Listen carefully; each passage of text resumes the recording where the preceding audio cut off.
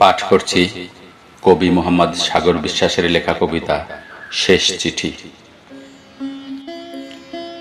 কুহেলিকা। জানি না আমার একখানা পত্র হয়েছে কিনা তোমার হস্তগত, কিংবা তোমার আগ্রহের দুয়ারে নাড়তে পেরেছে কিনা করা।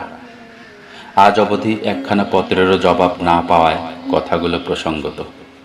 তবু লিখি রোজ নোনা জলের কালিতে মনের মাধুরী মিশিয়ে বিচ্ছেদের পাতায় জবাবের প্রত্যাশাবিহীন পত্র।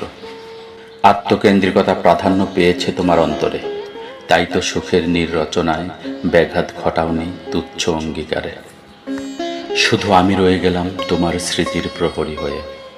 তোমার স্মৃতি ছাড়া আমার জীবনে আর কিছুই অবশিষ্ট নেই। আজ আমি নিঃসম্বল দিশাহীন যাযাবর, এটা যেমন সত্য, তোমার পৃথিবী জুড়ে রঙিন স্বপ্নের মেলায় আমি উপেক্ষিত। তোমার সমস্ত অনুভূতিগুলো আত্মকেন্দ্রিক, এটাও তেমনি সত্য। জানো কুহেলিকা, আমার চোখে আকাশ কুসুম স্বপ্ন দিয়ে ঘুমেরা খেলে লুকোচুরি খেলা। নিষ্ফল হয় একটার পর একটা সুপ্ত বটিকা গলার্ধকরণ। আখি পল্লবের মহামিলনে ভেসে ওঠে তোমার মুখচ্ছবি। ঈর্ষান্বিত হয়ে ছেড়ে যায় নিদ্রাপরীরা। তখন চারিদিকে নিস্তব্ধ, ঝিঝি পোকারাও ঘুমিয়ে গেছে। শুধু রাত জাগায় একটি পাখি কথা বলে আমার সাথে। খোলা জানালায় জ্যোৎস্নার হাতছানি মনে করিয়ে দেয় তোমায় নিয়ে জ্যোৎস্না স্নাত সেই পূর্ণিমার কথা। বুকের মধ্যে চিন চিন করে ওঠে, পারি না নিজেকে ধরে রাখতে।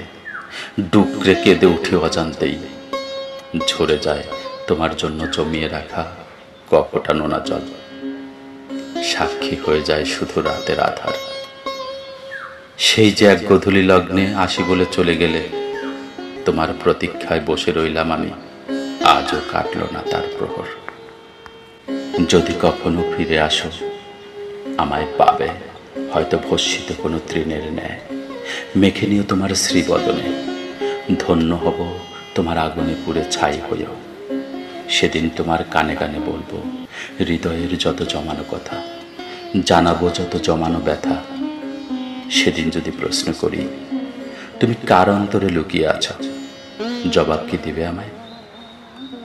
আমার নিষ্পাপ অন্তর আজও তৃষ্ণার্ত তোমাকে দেখার ব্যাকুল তৃষ্ণায়, অথচ নিজেকে সরিয়ে নিয়ে আমার স্বপ্নের করেছ জবনিকাপাত। জীবনের এই অন্তিম সময়ে এটাই হয়তো তোমায় লেখা আমার শেষ চিঠি। হয়তো চলে যাব তোমাকে ফাঁকি দিয়ে অনেক দূরে। যেদিন আমি রব না এই ধুলির ধরায়, সব ছেড়ে চলে যাব ওই আকাশের নক্ষত্রের মেলায়, সেদিন আমায় মনে করে দুফোঁটা অশ্রু বিসর্জন দিও, দুফোঁটা অশ্রু বিসর্জন দিও।